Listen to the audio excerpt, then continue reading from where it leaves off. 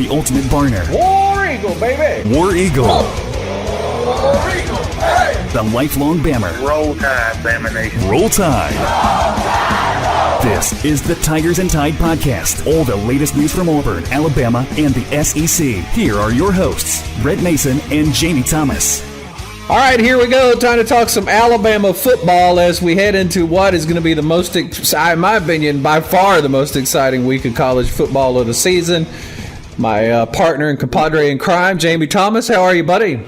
Good, man. Roll Tide.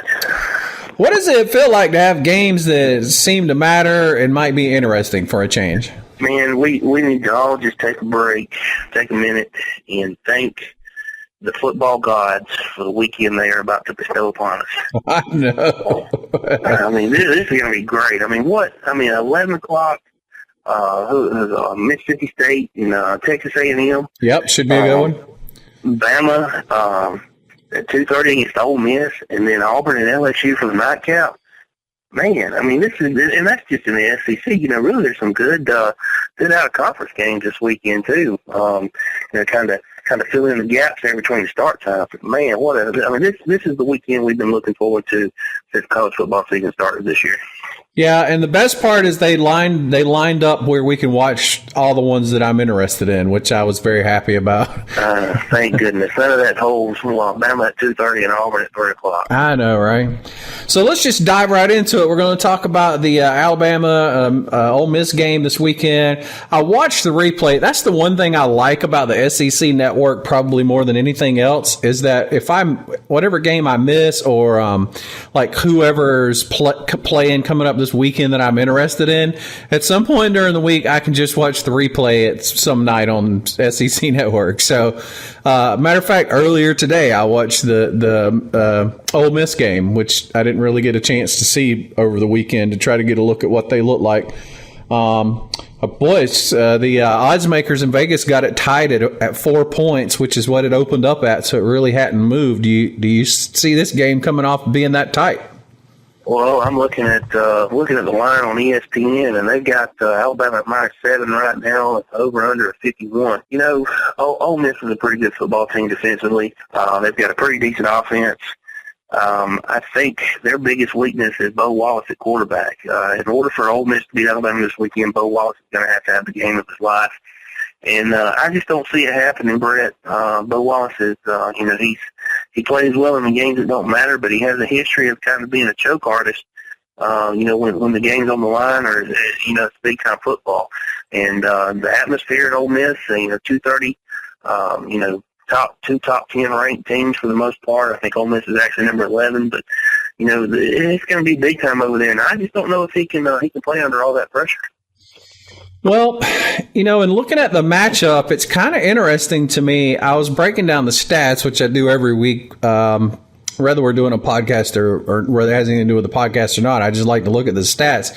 And 70% of Ole Miss's yards come from passing. They're really, really a pass first, we got a pass kind of team, which I think makes the matchup against Alabama rather interesting. And then on the flip side, the Ole Miss defense is, in my opinion, the best thing they got going for them. They come into this averaging just 8.5 points a game, which is by far better than most other teams in the SEC. Of course, you got to look at who they played, but you match that up against this explosive Alabama offense, and I just think this game could really be super intriguing for 60 minutes if everybody can keep their wits about them. Bo Wallace is a big question. He's either the let's throw 300 interceptions a game or let's throw for 4 touchdowns a game. You don't know which guy you're going to get. Look, they're 4-0. He's thrown 11 touchdowns and 6 interceptions this year. Yeah. He's not breaking any records. He's not, last time Ole Miss had a great quarterback was Eli Manning. Eli Manning didn't make mistakes, and that's the reason Ole Miss won a lot of games when he played there. You're right. Their rushing statistics, the team, they rushed for 643 yards this year. That's not that impressive. They're only averaging 4 yards a carry. But, through 4 games, Bo Wallace is averaging over 300 yards a game in the air. But like you said, look at who they've played against. I mean, Boise State, Vanderbilt, one of the Louisiana directional schools is Memphis. It's not like they've beaten anybody that's really worth a flip. Yeah, and you hear people talk about Alabama's schedule as well. Alabama's schedule would be weak by SEC standards, but by the standards of who Mississippi State has played, Alabama's been playing powerhouses. So it's not even. True. Yeah, I think now that schedule with with Ole Miss being 4-0, Mississippi State being 4-0, LSU still only one loss, Auburn undefeated, Texas A&M undefeated. That schedule for Bama is not looking so shoddy after all. No, and I wanted to bring that up during the podcast today because preseason, I didn't have a ton of respect for the Alabama schedule. I didn't think it was a fluff schedule, but it definitely comparing it, for instance, Auburn, who's the other team I look at closely, they just didn't compare. But when you evaluate them now, Alabama's got a pretty good competition. They got to work themselves through to wind up in the Final Four at the end of the year. So. I think we looked the other day. They started out the year with the 67th toughest schedule, and now they're 29th or 30th or something like that. But as the season goes and these teams keep winning football games, that's going to grow even more. It's going to go higher. Well, we talked about Mississippi a lot. Let's look at Alabama. I think Saban made some comments on this yesterday, but Sims was banged up. Henry was banged up. Yeldon was banged up. That's three pretty key guys in the offense there. Looks like they should be all right. You may know more about that than me, but I'm guessing they're all game ready. I know Sims did not throw in during the media session the other day. They held him back from throwing any footballs. I think Saban compared this injury to what A.J. McCarron had last year, same type of injury. I think he expects Blake not to be 100%. But I think Blake's proven over the last couple of weeks that, he can make things happen. I don't think he has to be 100% to beat Ole Miss. He's still going to be good with his feet. He's still only going to make the throws he knows he can make. This is, I don't see that being that big of a problem. T.J. Yeldon wasn't a major factor against Florida. Derrick Henry took most of the carries, got most of the yards.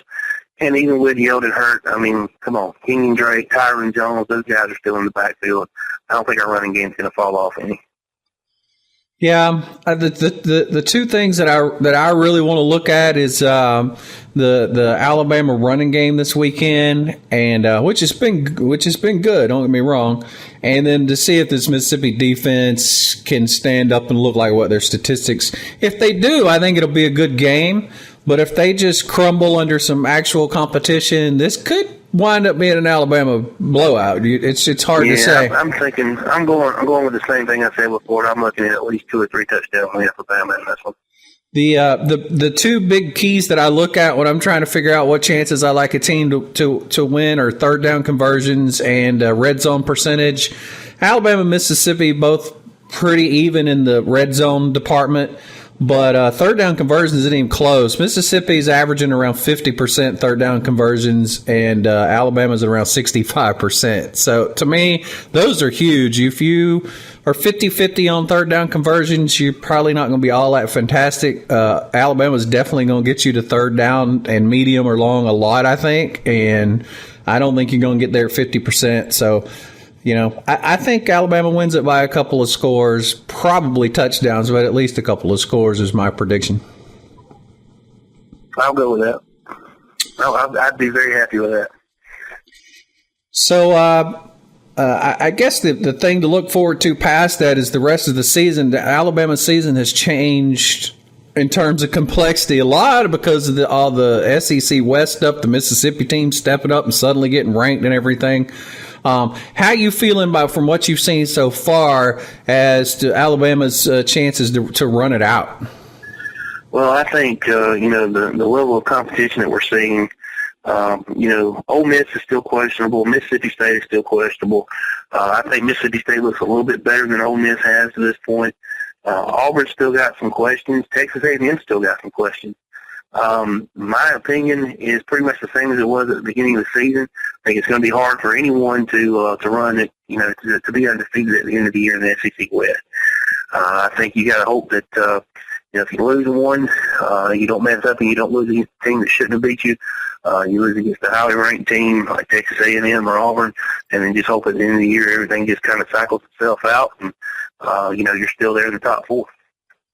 Well, I know you don't do score predictions, but obviously you think Alabama's going to take care of business. I'm looking at a 28-14. I think it could be higher than that. I'm just being conservative with the 28-14 kind of game. The only downside to this game I see is that it's 2:30 on CBS, and we have to listen to Danielson and what you do. Yeah, I may turn down the volume on Junior listening on the radio. All right, buddy. Good luck this weekend. All right, man. Roll Tide.